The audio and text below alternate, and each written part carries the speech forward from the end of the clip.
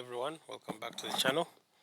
We do have a few updates from the press conferences that have just concluded. We had like 2 days of press conferences. Some did happen yesterday, Thursday, and some have just concluded today. So we have, I think, all the updates from the different teams to do with the players that are flagged, any injuries, any doubts, and everything is clearly captured in this entire video. We'll start off with Manchester United. We didn't get any team news really, but we do confirm, like I had mentioned earlier in the videos, people like Luke Shaw and Malacia are back in training. So that may bring some changes to his squad that we are yet to find out. Then Maguire looks set to remain out, while Martinez and Lindelof withdrew from international duty. With Aston Villa, we did confirm that Ezri Konsa is out, together with Jacob Ramsey, Onana, and Kamara. They confirmed they will all miss game week 12. However, he did mention that they will be assessed for the Juventus game in the midweek. So for those that own them, I don't think they are quick sells. We can hold on to them. I personally have Konsa. And I think I'll be removing Konsa from my team so that Lewis starts. I'd initially preferred to start with Konsa in case he was fit, but if he's confirmed and ruled out, I think Lewis will get off my bench to start in his position. In other better news for Aston Villa, Matty Cash and Ross Barkley are in contention to start. Ipswich, we did also get some news about Greaves. He's been on the sidelines for a while. He's back in training together with Omari Hutchinson, who had withdrawn from international duty, while Calvin Phillips will face a late fitness test. The news from Fulham that we have is that one it will be out and one is coming in. That is Sasa Lukic, who's back with a shoulder injury, and Harrison Reed is going to be sidelined a bit with an ankle injury. With West Ham, as we are aware, Kudus is serving his suspension for 5 matches. I think this will be his 4th match, so he's going to be suspended for so I think 2 more game weeks. So he should be back by game week 14. Fulkrug continues to remain out, and also 2 other unmentioned players he mentioned are doubts for the trip to Newcastle. Bournemouth, most of us, not including me, but I know most of you had Antoine Semenyo in your teams who has been flagged for a while. He didn't play for Ghana, but they did confirm his fit, and he should be able to feature together with Kakes. Ryan Christie is the one who's suspended because he did get his 5th yellow card, as well, and Sinistera, Scott, and Araujo all remain out, while Dango Ouattara could return. Now, for the news from Saka, they did confirm that he did take part of partial training today, him and Rice, while Trossard, who had also gotten a knock during the international break, also seems to be okay. Ben White unlikely is going to be out for a number of months, with Tamiyasu, who's also unavailable. Calafiori is available and will be in the squad. Those are the updates. I think these are much better updates from Mateta than we are used to. So fingers crossed for those that have Saka, because after doing some partial training, I think he'll be assessed as well tomorrow, and then we can finally confirm if he's traveling with the squad or not. To do with Tottenham, we shall get to that in a bit. Wolves, Gary O'Neill he didn't give much away.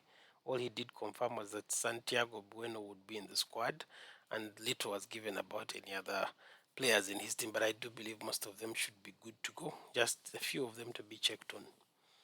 With Crystal Palace, Richards and Jefferson Lama returned from injury, while Hughes returns from a suspension as well. Then Sheikh Dukuri is ready to start as well. So it's good news for most of the injury people from Crystal Palace. And the Berechi Eze has trained but won't travel to Villa Park. So for those that have him, I think he's a serious doubt since he's not traveling. He definitely will not be participating in the match against Aston Villa. With Spurs, this has a lot on it because to those that have Haaland and are wanting to captain Haaland, I think it looks very good. 2 of the main defenders for Tottenham have been confirmed to be out. Van de Ven remains out, and as well Christian Romero will also miss the trip to Manchester City.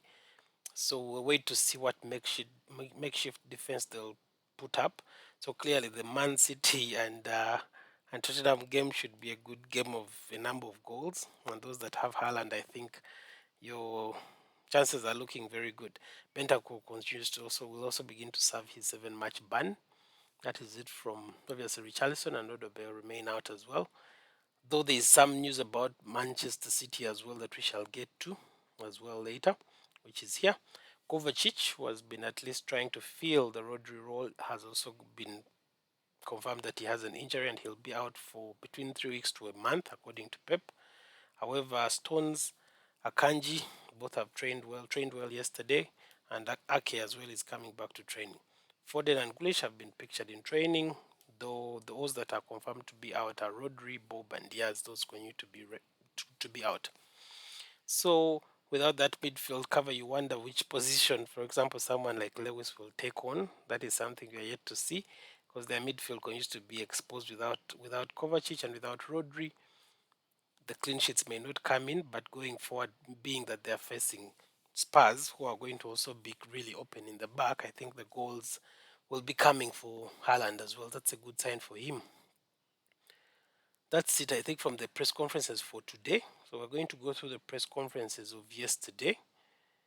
Uh, Callum Wilson and Kieran Trippier will be assessed ahead of Monday's game, but they mentioned that the defender, that is Kieran Trippier, is much closer to return than Callum Wilson, which is some good news for the Isak owners, because you get to know he gets to be nailed for a couple of more game weeks playing full 90 minutes, because once both of them are around, he may have to switch between the two, or one may have to always be substituted a bit earlier to give a chance to the other.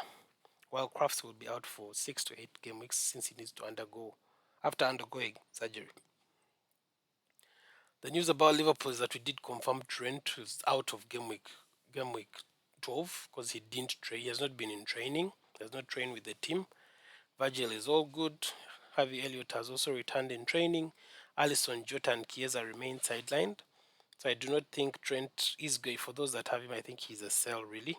I don't think he's participating in this game week. He will be assessed, obviously, for the Real Madrid game. And next weekend, they play Man City as well.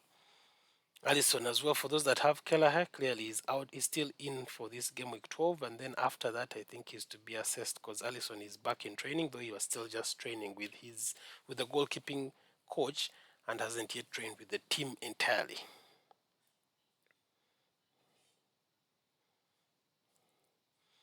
Let's see what other updates we have. Something from Nottingham Forest. That was the absentees. Danilo and Ibrahima Sangare are the only two definite absentees from Nottingham Forest, who will be taking on Arsenal. Brentford, we did confirm this yesterday. I mentioned it in my video. For those of us that have Mbwemo, together with Wissa and Pinnock, they are to be fit. They were confirmed, or they expect them to be fit for the trip to Everton this weekend. So no worries for those that have them much as they are flagged. That's some good news on their side. Dwight McNeil as well, I confirmed yesterday, sorry. He's had a good week of training according to the coach. Him, Jared Braithwaite as well, also trained. And then Sean Dyke was hopeful that both him, McNeil, and Braithwaite should be good enough for game week 12 as well. Broya, Shamiti are back in training, but game week 12 comes a bit too soon for those, while Coleman, Ghana, and Irub remain out. Aaron Ramsdale is out together with Jan Bednarek. This is also a bit of a good sign for the Salah owners, because with Ramsdale, who's been their outstanding goalkeeper in goal, seems to be out, and so we'll wait to see who they'll put in position exactly for Ramsdale, and also for Bednarek, who's their captain as well. So that does weaken a bit of the defense for Southampton, and they play Liverpool. So that's why I mentioned it's also a bit of a good sign for those that will be captaining Salah. Ryan Fraser and Sulemana are fully fit as well. From the news from Chelsea, as we got to know yesterday, the only, I think, confirmed injury is Reece James. He's out of game week 12 with a hamstring problem. Some he mentioned on any inquiry and other injuries. Some of them are better. Some will test today. Overall, they are much better. I think the only confirmed injury with Chelsea is really Reece James, because those that have Colwill, he was flagged as well. Palmer was flagged as well. All have been pictured in training and have been doing good. So we do expect them all back. The news from Leicester is Fatau is set to miss, I think, the rest of the season. He did have an ACL tear, so he's out for the rest of the season. Jordan Ayew may be available after picking up a knock with Ghana. Bonanote is suspended. Patson Daka is back available. Jamie Vardy has been in modified training. Jack Hinshelwood remains a doubt for game week 12. However, Lewis Dunk is close to a return for those that have been looking to get him out, to get him into their teams.